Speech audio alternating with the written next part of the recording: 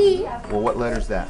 F. That's an F, and how does an F start? Last October, Mark Spindel, a 59-year-old elementary school principal from New Jersey, had a biopsy that showed cancer in his prostate gland.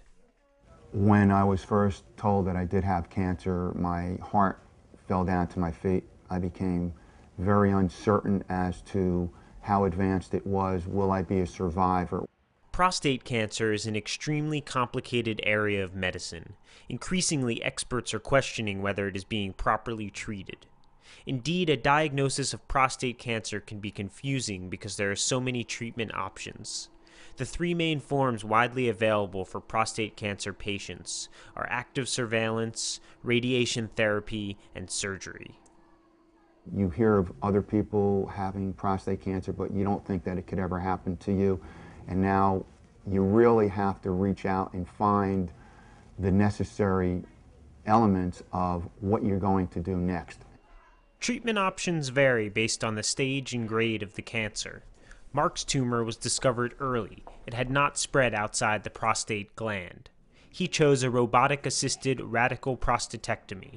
His doctor is Tewari at Cornell Medical Center, New York Presbyterian Hospital. I understand what you're going through, and it's not easy. The tests show that it is self-contained. That's right. It's an early cancer. Is it actually that is my main concern. The factor that there will be incontinence and impotence is on the back burner, but that is also a concern of mine. And when will that come back to me?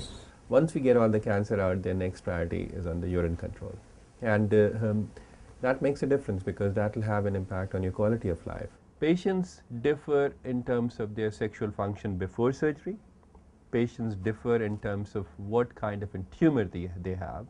Patients also differ in terms of their age. Patients differ what kind of a medication they are taking, and patients differ in terms of their body weight and the prostate size.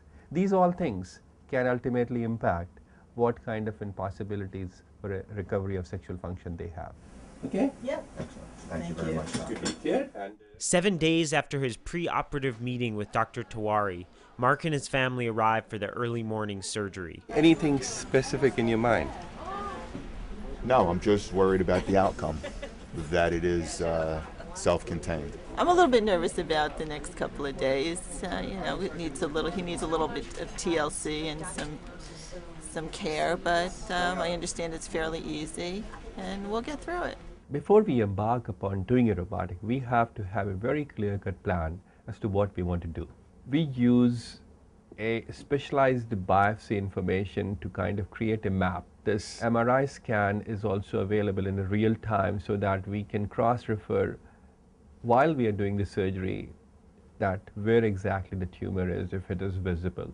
During surgery, Dr. Tewari sits at a master operating console and uses 2 finger-controlled joysticks to manipulate a camera and surgical instruments attached to a patient-side robotic cart.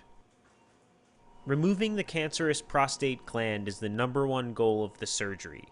Dr. Tewari must also be careful not to damage the muscles and nerves involved in urinary and erectile functions. Instead of touching the nerves, we kind of delicately tease prostate away from those nerves.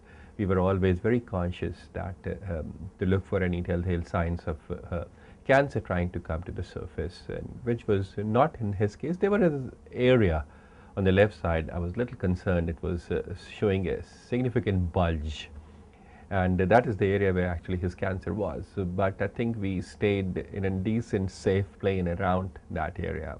Within 24 hours after the surgery, Mark is out of his bed and walking in the recovery area. How much have you walked today? Walked probably about 3/4 of a mile. That's impressive. I'm just waiting for the test results to come back, which I'm anxious about. Other than that, I feel fine. Fine enough to go home right now. Dr. Tewari discharges Mark from the hospital later that morning. They meet again 7 days later when Mark returns to the Brady Urologic Center to get his catheter removed and to receive news of his pathology report. Let me just kind of give you all the details. It looks like you have negative margins, negative lymph nodes, negative seminal vesicles, and bottom line, negative here is good. So it's everything is gone. Had cancer on the side where I was seeing that bulge, but it looks like that the margins are negative, so that's really important. This is the best pathology report we can get, but that's the moment of truth. Every time I look at the pathology report, I'm nervous, and patient is nervous. 6 weeks after surgery, Mark is walking 3 miles a day with his wife Jane at a local community center. Walking is an important aspect in the recovery of prostate cancer surgery, as it helps patients to regain urinary continence by strengthening the muscles of the pelvic floor. At home, Mark is getting back into the routine of things and is eagerly looking forward to returning to work. Still, he must avoid heavy lifting, which could lead to a hernia at the incision sites as they heal. I have no problems with incontinence whatsoever. During the first week, the problem was basically corrected, and I'm very lucky to say so.